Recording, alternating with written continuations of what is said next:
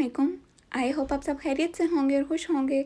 दुआ करती हूँ कि अल्लाह ताला सबको अपनी हिफ्ज़ ईमान में रखे और हमेशा खुश रखे। मेरी लास्ट वीडियो में जिसमें मैंने आपके साथ अपनी रमज़ान प्रेप्स शेयर की थी, उसमें आपको बताया था कि हमारी विंटर वेकेशंस जैसे ही ख़त्म हुई, साथ ही नेक्स्ट डे से रमज़ान भी स्टार्ट हो गया और यूनिवर्सिटी भी स्टार्ट हो गई थी।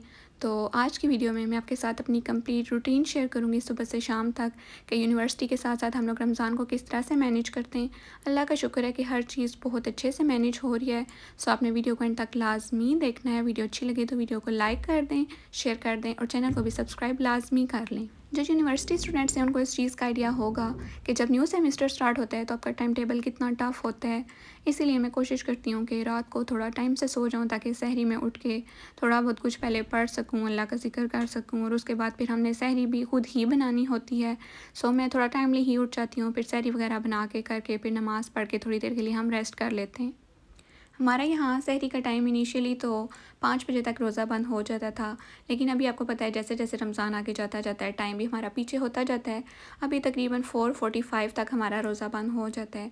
फिर मैं कोशिश करती हूँ कि रोज़ा बंद करके नमाज़ वगैरह फ़जर की पढ़ी, उसके बाद कुरान पाक पढ़ा, क्योंकि ऑब्वियसली दुनिया के काम तो ख़त्म ही नहीं होते, उसी के साथ हमें हर चीज़ को लेके चलना है। तो मैं कोशिश करती हूँ कि उस टाइम में मैं कुरान पाक जितना मुझसे हो सकता है मैं पढ़ सकूँ।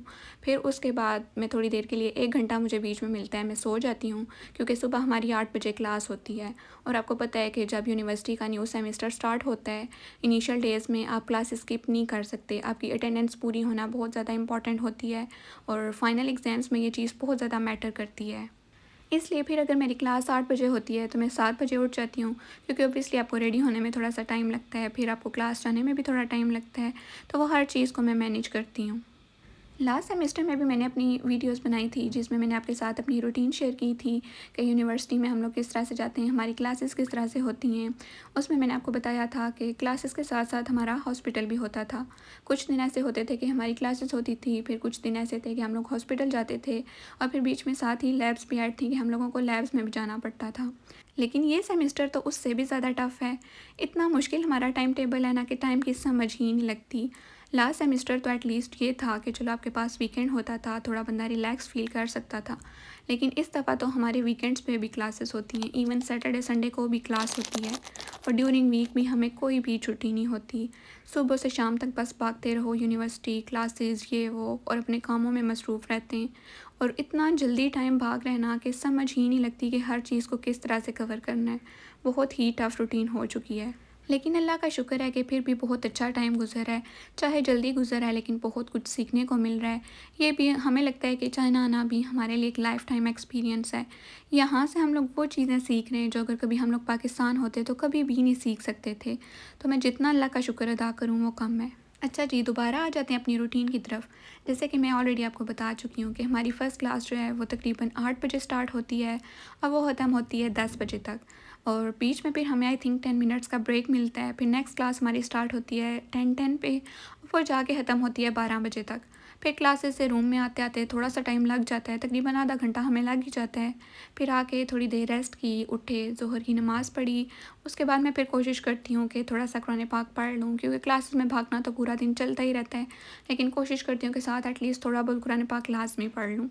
फिर उसके बाद मैं दोबारा से रेडी होके 2:30 हमारी नेक्स्ट क्लास होती है, वहाँ पे चली जाती हूँ।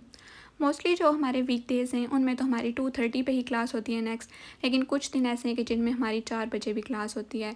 और जब 4 बजे क्लास होती है वो तकरीबन हमारी 5:30 तक ख़त्म हो जाती है और पीछे इफ्तारी के लिए टाइम ही नहीं बचता। फिर हम लोग भागते भागते क्लास से वापस आए, थोड़ी बहुत जो इफ्तारी की तैयारी की, तकरीबन 6:20 तक हमारा रोज़ा यहाँ पे इफ्तार हो जाता है। जैसा कि लास्ट वीडियो में भी मैंने आपके साथ शेयर किया था कि हॉस्टल में इफ्तारी की तैयारी करना थोड़ा सा मुश्किल हो जाता है, क्योंकि किचन भी एक तो 2 होते हैं हर फ्लोर पे और बच्चे इतने ज़्यादा होते हैं और इलेक्ट्रिक इंडक्शंस भी बहुत लिमिटेड होते हैं। सो हर बच्चा इफ्तारी प्रॉपर्ली नहीं बना सकता, क्योंकि जो पहले आएगा वही बना सकेगा। फिर इस तरह से हम लोग बहुत ज़्यादा लेट हो जाते हैं।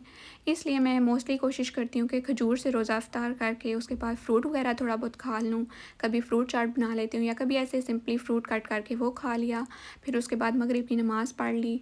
और अगर मुझे बाज़ औक़ात बहुत ज़्यादा दिल करे कोई फ्राइड चीज़ खाने का, और जैसे मैंने बहुत सी चीज़ें पहले से आपको बताया, अपनी वीडियो में शेयर भी किया है कि मैंने फ्रीज़ करके रखी हैं, फिर मैं कोशिश करती हूँ फ़ौरन से वो चीज़ें अपने लिए बना लेती हूँ।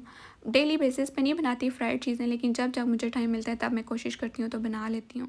रमज़ान की एक और बात जो कि मुझे बहुत अच्छी लगती है, आई थिंक कि आप सबने भी इस चीज़ को नोटिस किया होगा कि रमज़ान में हम लोग चाहे कुछ भी ना बना रहे हों, फिर भी अल्लाह ताला की तरफ से इतनी नेमतें मिल जाती हैं ना कि मैं तो बाज़ औक़ात हैरान रह जाती हूँ कि मेरा टेबल हर चीज़ से इतना ज़्यादा भरा होता है ना कि हम लोग थक जाते हैं, लेकिन वो नेमतें नहीं ख़त्म हो रही होती।